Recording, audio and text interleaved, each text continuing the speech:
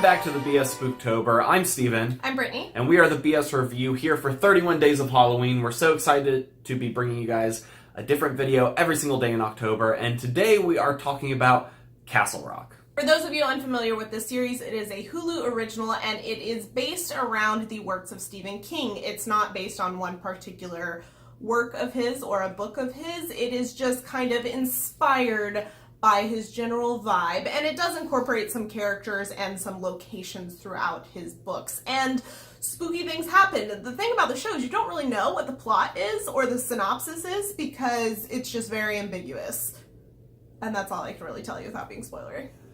But we'll talk about the plot a little bit more. We are going to be avoiding all the spoilers, which I think is important for the enjoyment of this show, because those reveals are a big part of it, as with any Stephen King work. As you learn more about it, that's what's interesting. And the plot of this, it was interesting. It was Stephen King. It was very Stephen King in the idea that it had a very interesting premise, I think. Very. Especially initially. And then it got a little boring throughout because... Yeah, because we watched the first few episodes and then we didn't go back to it for a good month. And then we came back and then we binged the rest of it. Yeah, and we kind of fell out just because it got a little boring. There's a lot of fluff and stuff in there, and while a couple of those morsels were good for characterization and other purposes, the actual core plot felt like nothing really happened. I would say the plot of this the plot of this show does not, it feels like a really long film, it doesn't really get going until the second half of the episodes, and so for that first half you're just like, what's happening? And it gets a little tiresome. As with most Stephen King's works, in my opinion, he gets a little meandering in his setup.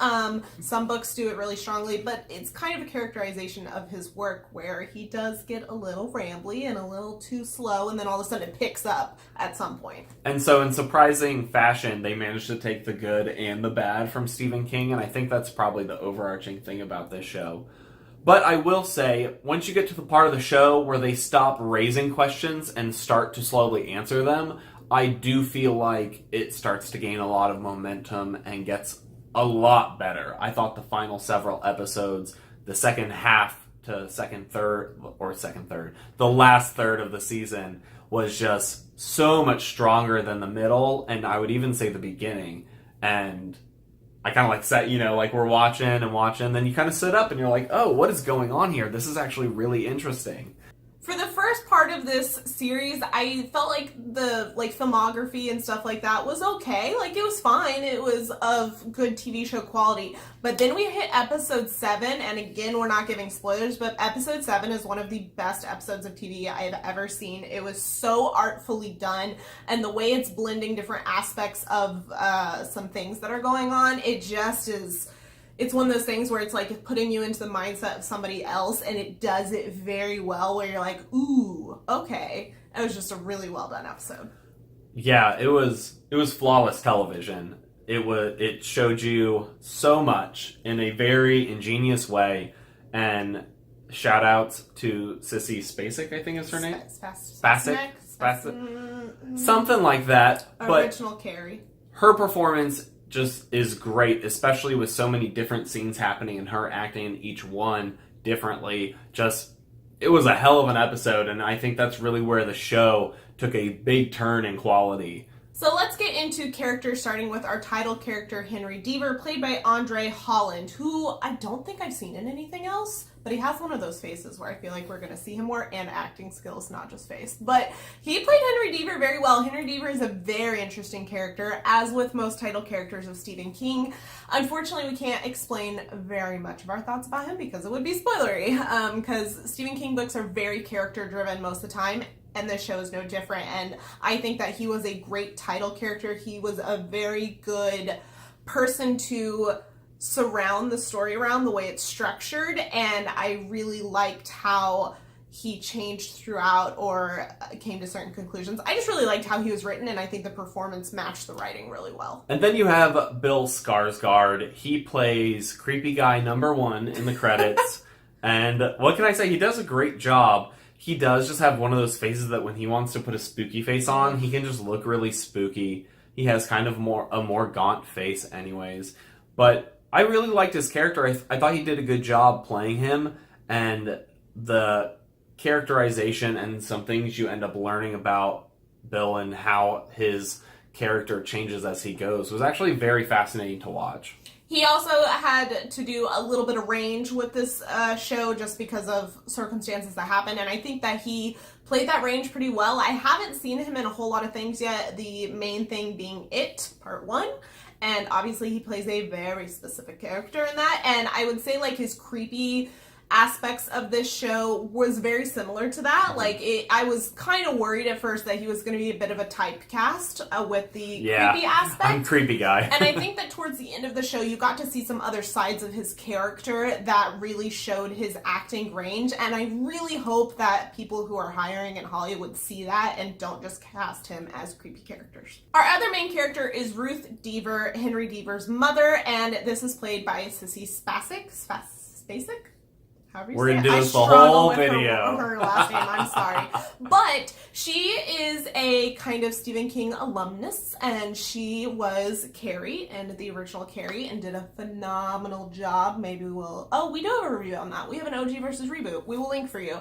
So it's kind of fun that for this Stephen King, they brought a lot of actors in who have been in other adaptations of Stephen King's novels. Obviously, you've got Bill Skarsgård. Henry Deaver's son is played by a actor from It Part 1. It's really cool that they tie all those in, and Ruth is one of those characters that's very interesting, as with all of them, and I think Sissy just did a stunning job of playing this character that needed to have a lot of facets to her, and she, you know, seems kind of innocuous at first, and she's just a side character, and then it becomes pretty obvious that she's much more of a bigger player in the story, and it was just really great. I love her. I want her to be in all the things. Like we said before, the weakest part of this show is probably the pacing. There are some really slow moments in the show, and I think this is kind of a streaming platform thing lately is what I've noticed, is these slow burn shows. It's like everyone has to be slow burn, and I don't necessarily think that's the case. So I think this one actually is a little weaker for how much it tries to slow burn, especially in the middle. It really kind of peters out. It is very similar to a lot of Stephen King books that I have issues with pacing on. I've read a decent bit of his work so far, but still not a good majority of it because he has so many books. And a lot of his older stuff like this reminded me a lot of Salem's Lot, the way it's paced out, because the first, like, 2/3 of it are boring as hell, and then the last third is, like, really exciting. Which is about what you can say about the show. So, like we said before, it does have a very Stephen King-esque feel to it, but that also comes with the Stephen King-esque problems, and pacing is just one of those that sometimes struggle, and I think the show does. However, I would say that the ending, the last several episodes, more than made up for me being bored before. I'm glad I made the journey through them, but at the same time, I wish I didn't have to. I worry that a lot of people who may have started watching the show, especially if they're not people who read a lot of Stephen King, would give up on the show really easily, and it has a really good payoff at the end. So hopefully they learn from that and maybe make next season a little more evenly paced. As we mentioned earlier, this is very Stephen King heavy, as it is based off of his works, and this town that they're in is Castle Rock. It's very, very similar to, like, all of his other towns. You know, you've got Derry, you've got Jerusalem's Lot, you've got, you know, a ton of others that you can give examples of, and it's just that whole, like, this town is wrong feeling, and it's the same thing, but the reason why the town is wrong is different than anything we've seen before, and it's very character driven, just like other Stephen King works where people are not what they seem all the time, and someone over here who you would not think would be connected to this person over here are very connected, and was very well done. And as a lover of Stephen King's works, some good, some bad, I still overall enjoy his visions. I was really enjoying all of the tidbits thrown in, and there's also a lot of Easter eggs. I'm sure I missed a million of them, but I caught a few, and they're really fun. So like we said, we quite enjoyed this show. Despite some of its flaws and problems, it still tells a story worth hearing, and one that we found very interesting, especially by the end.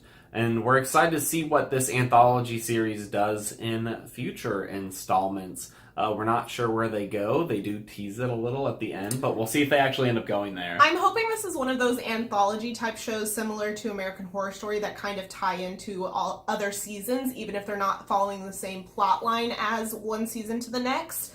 I'm very interested to see if that's the case. But I definitely think that if you're a lover of Stephen King and his works or just this general spooky town vibe kind of horror things, I think you'll really enjoy this, and I think you should stick through the first few episodes that are a bit slower paced, and I think that you'll really enjoy the outcome.